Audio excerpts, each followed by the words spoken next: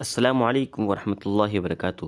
محترم ناظرین کرام، جیسا کہ آپ کو گزشتہ روز اور پچھلی ویڈیوز کے اندر بتایا گیا تھا اور آپ نے سوشل میڈیا کے ذریعے سے بھی آپ کو معلوم ہوا ہوگا کہ حضرت مولانا طارق جمیل صاحب کو دل کا دورہ اور دل میں تکلیف کی وجہ سے اسپتال منتقل کیا گیا تھا۔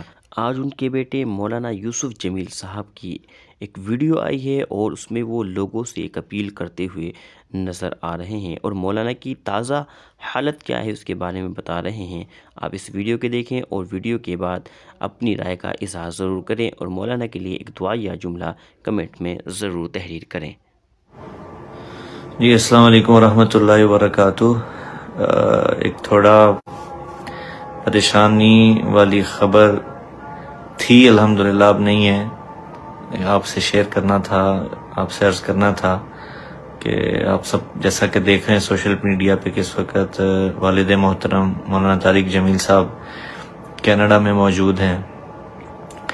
تو آج پاکستان کے وقت کے مطابق دوپہر 1 بجے اور رات کے کینیڈا کے وقت کے مطابق رات کے 3 بجے ان کو دل کی تکلیف ہوئی ہے، ہارٹ کا ایشو ہوا اور تھوڑا چیسٹ میں ان کے درد ہوا، سینے میں درد ہوا۔ اس کے فوراً بعد ان کو وہاں ہسپتال میں منتقل کیا گیا اور سارا ان کا پروسیجر الحمدللہ عافیت سے مکمل ہو گیا۔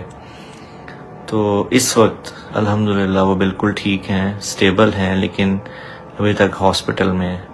تو آپ حضرات کی خدمت میں آنے کا صرف مقصد یہ ہے کہ آپ دعا کریں، چونکہ